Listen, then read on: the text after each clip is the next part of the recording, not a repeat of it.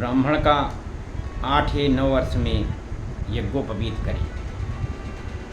यदि ब्राह्मण तेज की इच्छा करे तो 5वें वर्ष में भी यज्ञोपवीत संस्कार किया जा सकता है।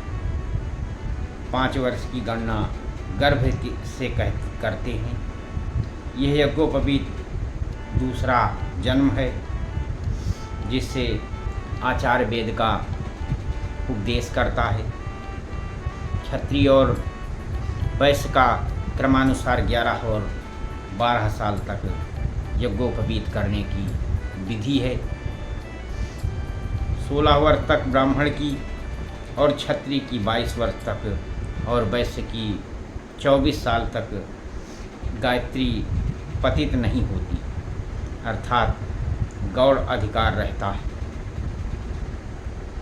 उपनयन के समय ब्राह्मण क्षत्रिय वैश्य यथाक्रम से मेखला मूंज की और सूत की और जया और मुरबा की बनावे और काले तथा रूरू मृग और मेढ़े का चर्म, सन, रेशम और उस इनके वस्त्र बनावे। और कोई ऐसा भी कहते हैं कि तीनों वर्णों को कपास के नवीन गेरू तथा मजीठ वृक्ष के लाल रंग के वस्त्र धारण करना उचित है। ब्राह्मण को हल्दी से रंगा हुआ छत्री और वैश्य को भी यही धारण करना उचित है।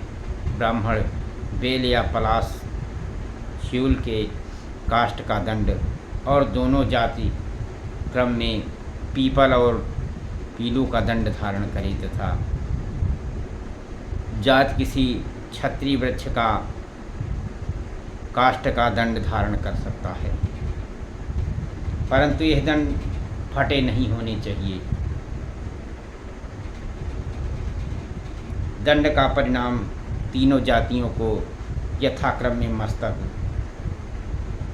ललाट और नाक के अग्रभाग तक हो।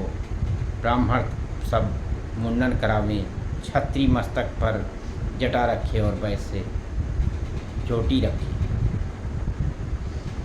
गर्भकाल से 8वें अथवा जन्म से 8वें वर्ष में ब्राह्मण बालक का उपनयन संस्कार होता है।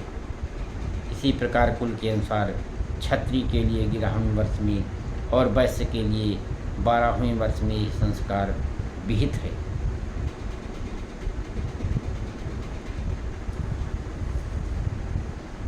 ब्राह्मण बालक का बसंत ऋतु में, क्षत्रिय का ग्रीष्म ऋतु में और वैश्य का शरद ऋतु में ये संस्कार होना चाहिए। विधि विधानों से समय विशेष का महत्व प्रायः सभी संप्रदायों और मतों में मान्य है।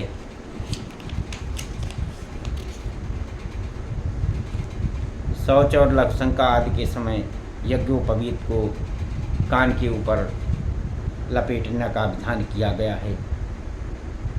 शरीर का ऊपरी भाग सिर आदि ज्ञान का केंद्र होने के कारण परम पावन माना जाता है, किंतु उसमें भी दाहिने कान को शास्त्रकारों ने विशेष महत्व दिया है। जैसा कि अनेक उक्तियों द्वारा दाहिने कान में आदित्य, वसु, रुद्र आदि देवताओं का निवास स्थान वास्तव में बताया गया है। इसलिए दाहिने कान की पवित्रता तथा महत्ता के अभिप्राय से ही पूज्य महर्षियों ने यज्ञोपवीत को उस दशा में जबकि संपूर्ण शरीर ही अपावन होता है, पवित्रता के समय महान केंद्र कान पर रखने का विधान किया गया। गुरु शिष्य का उपनयन संस्कार करके उसे महाव्याहृतियों के साथ वेद पढ़ावें और शौच के नियम की शिक्षा दी। यज्ञोपवीत कान पर चढ़ा करके दिन में एवं संध्या को उत्तर की ओर मुख करके तथा रात्रि में दक्षिण की ओर मुख करके थी। लघुशंका का परित्याग करें।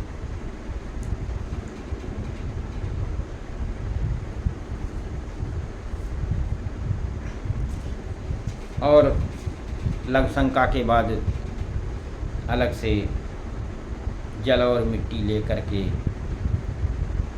लघुशंका और लैट्रिन के बाद हाथ को धोने और इसके शौच में जाने के बाद इसको धो करके इसमें आलस्य न करें। बिना जल के लिए लघुशंका करके जो कच्छ लगा लेते हैं वो ब्राह्मण अधम है। ऐसा जो करता है वो मूर्ख नरक को जाता है।